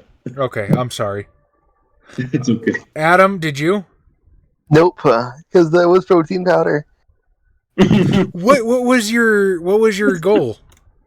Trying to get somebody high. Okay, I mean, I guess that was the same as last time, but yeah, it's all. I have to make some But new Adam, ones. you got on a plane. No, You got high. got out of. I'll give it to you. Fuck it. You can have it. Tom, did you manage to accomplish anything? No, Okay. because I have no aspirations. Well, we should probably fill those in because you'll advance faster that way. The player spent half the writer's pool in a single scene. I will give that to you only because I originally forgot to give Adam his fuck up, and because I'm a nice ST that wants to. Here. So I'll let you guys have that one too. Reach a story milestone. Yeah, I'll fucking yeah. You did. Yeah, you fucking did at this point. So that is 3 for everybody and 4 for Kyle. And now we vote. All right, Chad. I don't know who to vote for. right? I'm very torn.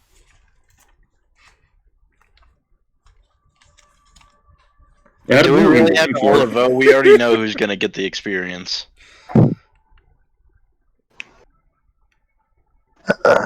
This is a foregone conclusion. Oh, We still have power here, Tom. we can believe.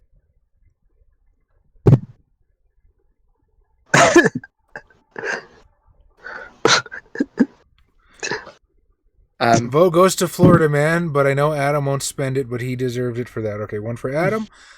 Tom for his missing protein. Yeah, that wasn't cool, Adam. Kyle for his With a roleplay. bucket of crack. I'm gonna get them addicted to. I was gonna say propane, but no Gonna protein. get them addicted to gains. Yeah, you become super buff lizard folk. I think I'm gonna give it to Tom because he was the only one with the guts to go to that spooky ass restaurant. And ordered a salad, a protein salad. Well, no, he shipped a dumbbell. He shipped the dumb. I'll give it to Tom because I think he made me laugh the hardest. I will give it to Tom for sticking to the simple man takes everything literally.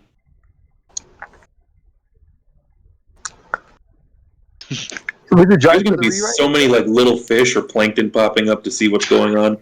Right. Like and nibble on that protein, you're going to get a bunch of buff algae. Where did your vote go, Kyle? I gave it to Tom because he made me laugh the hardest. All right, Tom is currently winning. Do we have any other votes? Ow! So we love you, Tom. All right, while we wait for that, I will go ahead and give you the votes from the last video, which is currently part 3. I am behind on one.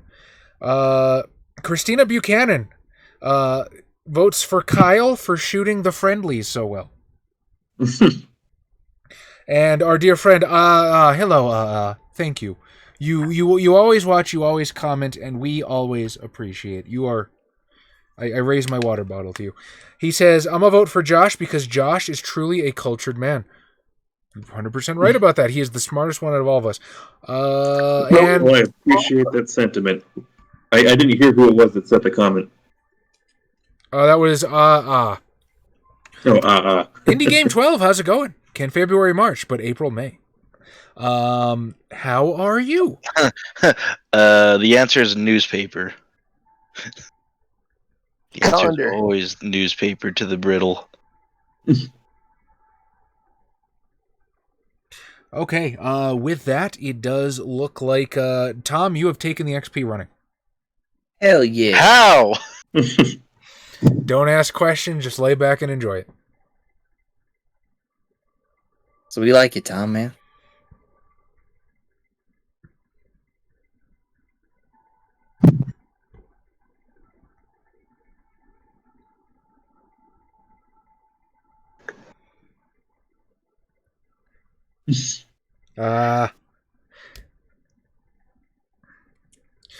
I saw one on, I saw something on the internet lately. It was, I wanted to tell a joke about sodium, but I was like, nah, people wouldn't get it. And then somebody commented on that saying, you should tell it anyway. People are actually a lot smarter than you think they are. They'll probably get it. Oh, honey.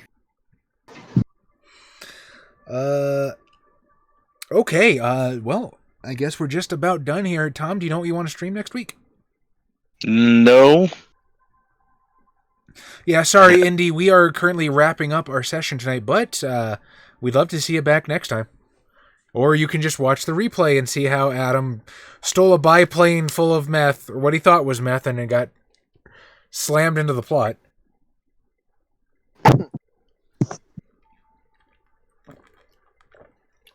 Yeah, that's just how things go sometimes. Yeah, sometimes it's chicken, sometimes it's meth.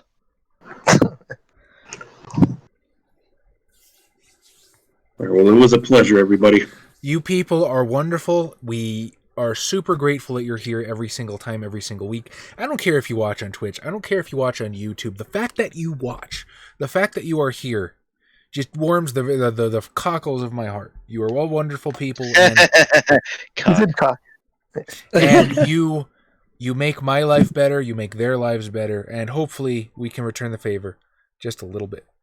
Oh, wait, hang on. Before we cut off, somebody commented on my photo in Onyx Path Publishing Group. Let's read. Oh, boy.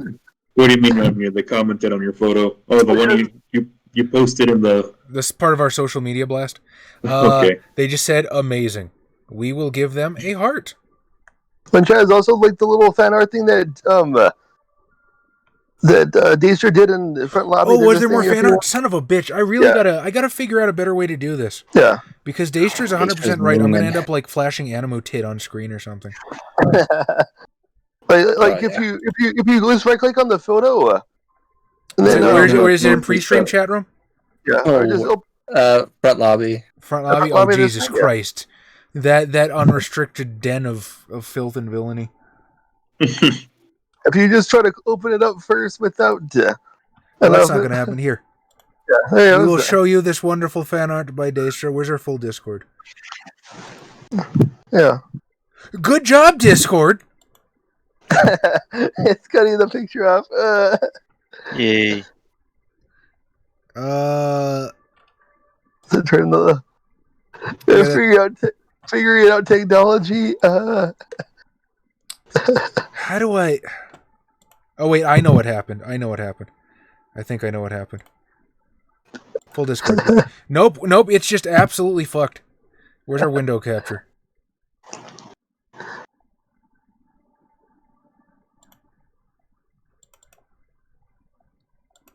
Okay, there we go. Boom. Awesome Daestra fan art. You are amazing, Daestra. Thank you. I'm not a JoJo guy, but this is the worst SCP. You are correct, though. Did somebody stat up the crock pipe? He's trying to make it the OP. Yeah. Slowly adding to the lore of the crack pipe. Oh, God. Smokes the dankest of cracks. Does not need an ignition source. The radiation ignites the pipe. The pipe provides a light source when smoked. The pipe can be utilized as a weapon, causing burning and radioactive damage. You can smoke the viscera of foes in the pipe, allowing the user to gain insight into the nature and even language of the creature smoked. Creatures of the same type smoked by the pipe makes the pipe glow brighter when they get closer to the pipe. The pipe cannot be destroyed. If the pipe is ever lost, it will reappear in the mouth of its user. You just don't want me to take away the crack pipe. When crack is smoked in the pipe, it can grant a boost in combat prowess.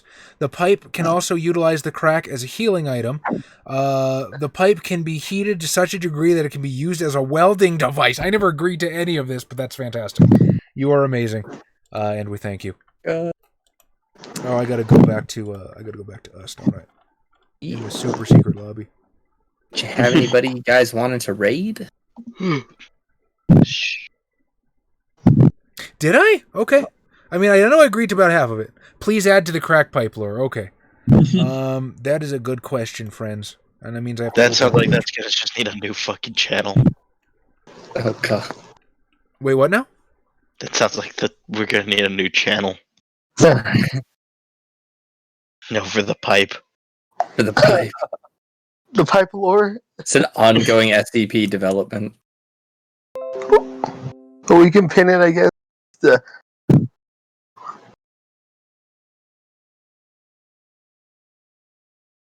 we go.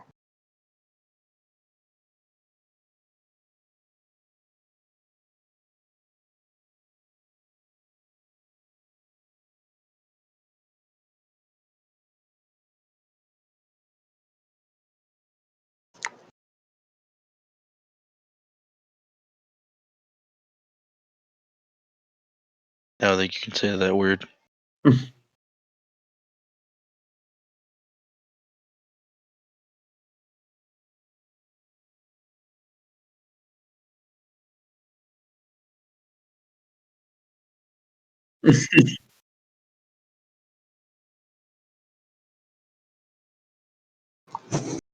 I will say the former.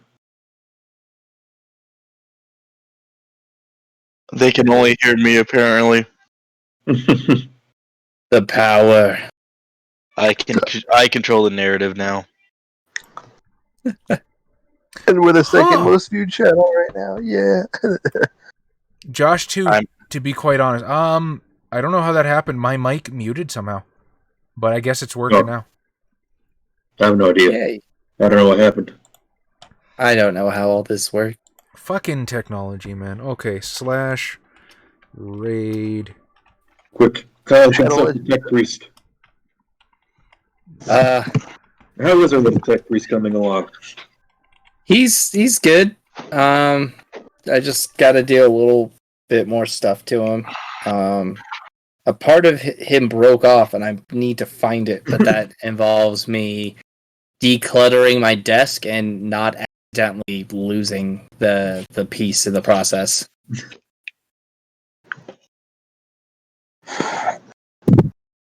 My last, or my second skill in the +2s. They're between the fate system.